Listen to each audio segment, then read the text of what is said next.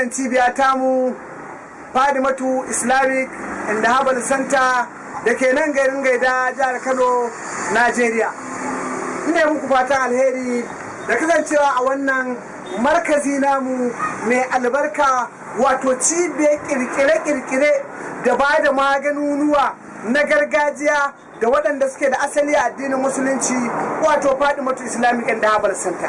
A wannan rana mai albarka ina muku albishir da gabatar muku da wani babban shahararren maganinmu da muka samu damar kammala shi bayan dogon lokaci da muka ɗauka muna gwaje-gwaje, wanda a malaman maganunuwa suke cewa a tajaribatul ilmiya, ma'ana tajariba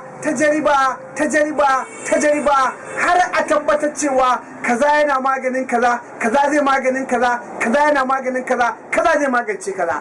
Alhamdulillahi, Allah ya ba mu ikon kammala wannan tajirba tamu. Magani ya zama magani, ciwo ya gudawa magani, magani ya tabbata, magani zai yi magani a jikin ɗan adam.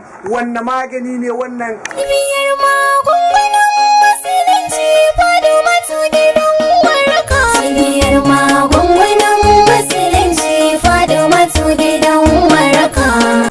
Kamar yadda muke gaya muku wannan maganin fa daban yake da sauran duk maganunuwan da muke saya muku ko kuke saya a wannan cibiya, domin magani ne kamar yadda ka faɗa yake yin ayyuka kwarara guda uku. Wanne daga ciki na farko yana ƙara ainihin ruwan laɗufa da muka faɗa, sperm quality and quantity na ɗan adam. Bayan wannan mun faɗa yana ƙara muku abin da wannan shahararriyar cutar da take damunku, wanda wani zai je wa iyalansa minti ɗaya, wani minti biyu, wani minti uku, wani wai jangwarzo jarumi shine zai je wai minti 10 yana waye fankama yana cika baki. Wannan zero ne.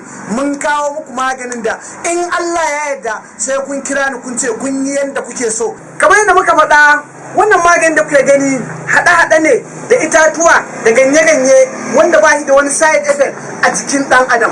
Dalili ko shine mafi yawa maganin ruwa in na turayen yamma zai yi ma magani a gefe guda, amma a gefe guda yana da wata illa da zai haifar maka. Wannan maganin namu ba shi da wani side effect ko kwaya ɗaya, hasali ma sai dai ya magance maka side effect ɗin na ɗan adam ko na wani ciwo da ka sha ko na wani magani da ka sha ya haifar ma da wannan matsala, insha Allah.